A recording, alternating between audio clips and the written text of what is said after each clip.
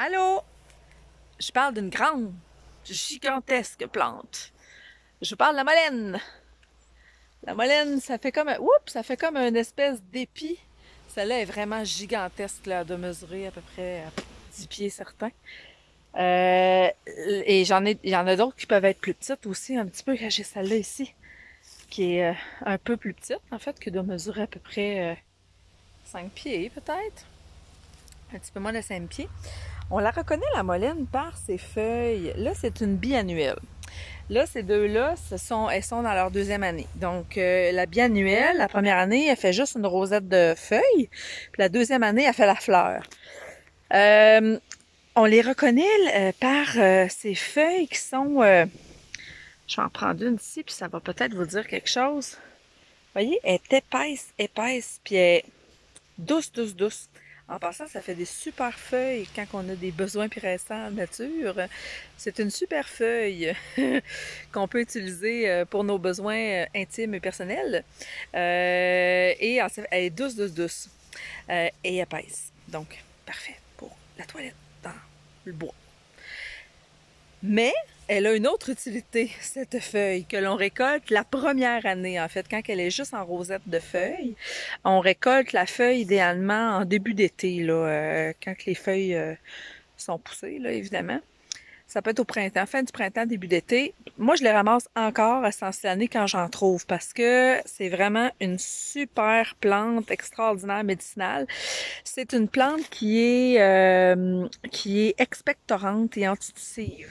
Donc, quand on a une bonne grippe de poumon, c'est une bonne plante qui est aussi un tonique pulmonaire. Donc, c'est une super plante pour les poumons. Moi, je la prends en décoction. Il faut faire attention, par exemple, il faut bien filtrer la décoction ou la tisane, là, en fait, l'infusion quand on la fait, parce que les poils peuvent être irritants un peu pour la gorge. Donc, moi, je prends un coton fromage, puis je la filtre comme il faut avec ça. En fait, je fais un mélange. Je prends la feuille de molène que je mélange avec un peu de thym. Et je vais mettre aussi des fleurs de tissage que j'ai ramassées au printemps, avec lesquelles j'ai fait une vidéo, je pense, au printemps, qui est antitussive aussi et expectorante également. Ça fait une espèce de bouillon brun, et qui est pas mauvais, puis qui est vraiment efficace contre tout ce... Tu sais, vous savez, quand on a une espèce de grippe qui tombe dans les poumons, là, ben ça, cette petite recette-là, elle est vraiment extraordinaire. Donc, feuilles de molène, thym et fleurs de tissage. J'ai tout ça. Moi, je pense pas que je vais en vendre. Par contre, cette année, j'ai des fleurs de tissage que je peux vendre, mais les feuilles de molène, j'en ai pas assez, donc je vais les garder pour moi et ma famille. Dans les temps où on vit, où les rhumes sont courants, on va garder ça pour nous. Fait que c'était la molène. La grande molène. Ah oui, il y a les fleurs aussi. Je n'ai pas parlé des fleurs. Les fleurs, là, il y a quelques fleurs parce que ça vient pas toutes en fleurs en même temps. Là, j'étais un peu à contre-jour. Vous voyez, c'est comme une petite fleur ici et là qui pousse et elle éclot une journée, puis après ça, elle fane et elle meurt.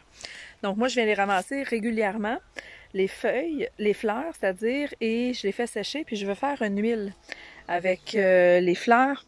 Là, je ne l'ai pas en tête, là, qu'est-ce que je vais faire avec c'est quoi ses propriétés, mais j'avais en tête que je vais faire une huile avec les fleurs. Je pense qu'elles sont anti-inflammatoires, mais c'est toute réserve.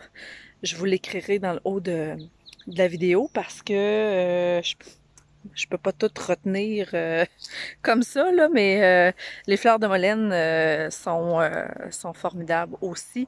Elles ont des propriétés qui sont complètement différentes là, des feuilles. Donc, je vous reviens, puis je vous le dis dans le haut de la vidéo, à quoi servent les feuilles, les fleurs de molène.